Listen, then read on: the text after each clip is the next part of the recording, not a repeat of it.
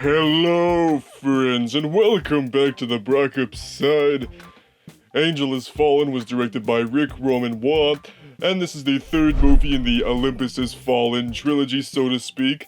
And this time around, Gerard Butler gets framed for an assassination attempt by the president, because logically, the guy that literally saved the entire world 2 times over is now trying to kill the president. So he's all now out on the run, wearing a Liam Neeson jacket, and has to clear his name and bring down the people that are actually doing this shiz to him. I've enjoyed the first 2 movies in this series, Olympus and London Has Fallen.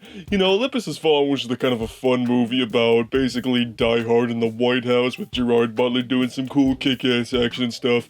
London Has Fallen I didn't think was quite as good as the first one, kinda just felt a little repetitive of that one, but I still liked it plenty.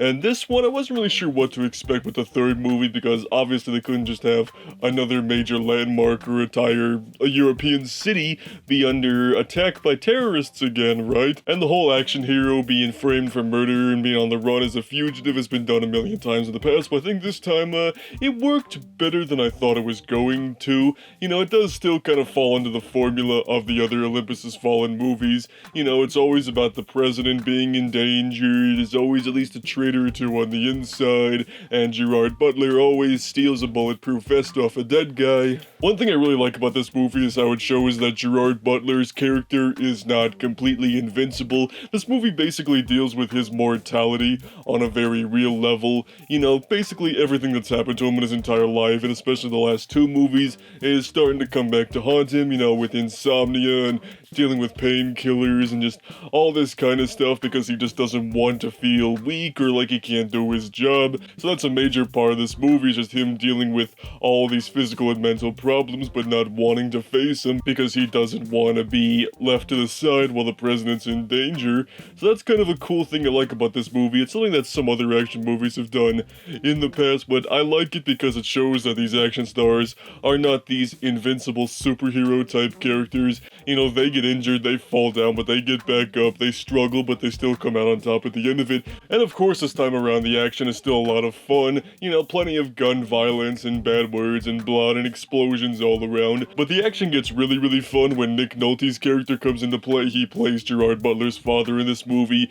And there's this one action scene in the woods with him and Gerard Butler that's probably the most fun and ridiculous action scene of the entire movie. I loved every second of that one. The CGI in these movies has never really improved that greatly. It's still a little fake looking, which, you know, these movies don't have the biggest budget in the world, so they're always trying to do bigger and grander things with the smaller budget that they have, so it does kind of break the illusion of, you know, this big action world, so to speak, but it's also kind of inspiring, you know, seeing this smaller budget movie at least try to do these bigger, more ambitious things. You know, what the movies in these series are, just basically fun, violent, R-rated action movies with Gerard Butler kicking ass and trying to save whatever president is in office at that point, and that works really, really well. I've enjoyed all of these movies, and I think if you like the first 2, you'll like this one as well. You know, this is probably a movie that only fans of this series are going to care about. Not to say nobody else is going to enjoy this movie, but I think it's mostly just for the fans that want to see Gerard Butler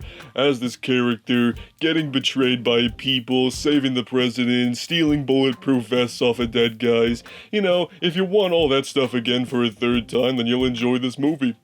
So all in all, Angel Has Fallen was a fun 3rd movie in this series about Gerard Butler doing cool Secret Service things.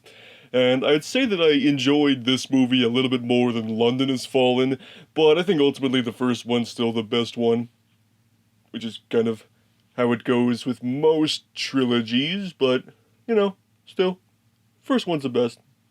So, those are my thoughts on Angel Has Fallen. If you guys have seen this movie, or if you think this series is gonna keep going to the point where it becomes Die Hard in outer space, which is something I still really, really want to see, let me know what's down below, and we'll see you on the Brockopp side.